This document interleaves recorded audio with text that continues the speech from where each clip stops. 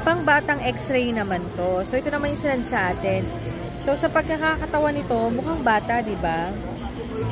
So, hindi ko alam kung may symptoms ito, kung ano nararamdaman. Hindi ko alam kung merong ubo. Pero, kung titingnan natin, alam nyo, kapag kabata, hindi natin nakikita ang tuberculosis dyan. Pwedeng dito natin yan makikita. Pero, kung titingnan natin, ito yung puso niya. Yan. Pero sa bagay, mas madumi nga dito sa area na to. Sa likod ng ano niya, ng puso. Pero wala namang tubig sa baga. Wala namang tubig sa baga. Gastric bubble, ito. Yan yung kanyang tiyan. Sumihangin, which is okay naman.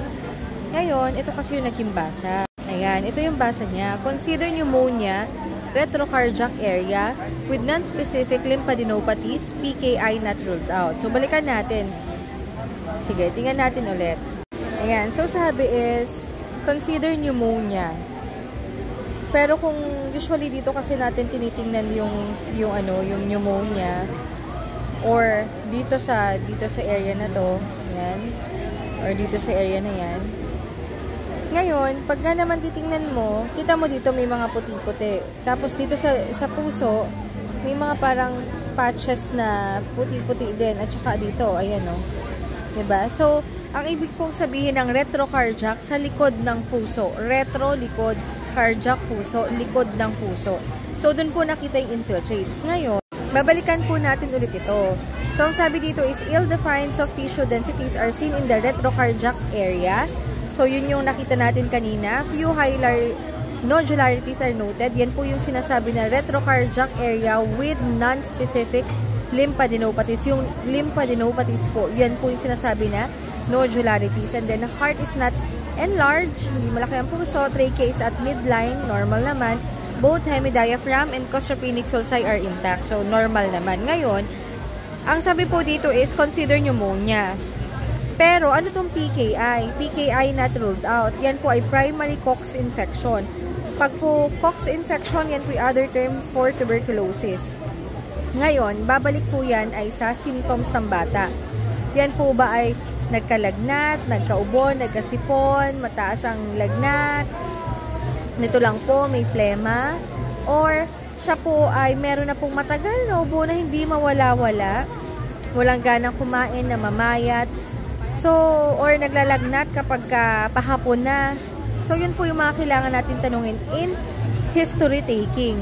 And then, on physical examination po, iba po ang tunog ng pneumonia sa bata at sa matanda. I mean, may tunog po ang pneumonia. Kahit po sa bata, kahit sa matanda, pwede po nating marinig ang pneumonia. Ngayon, depende pa rin po yan sa physical examination.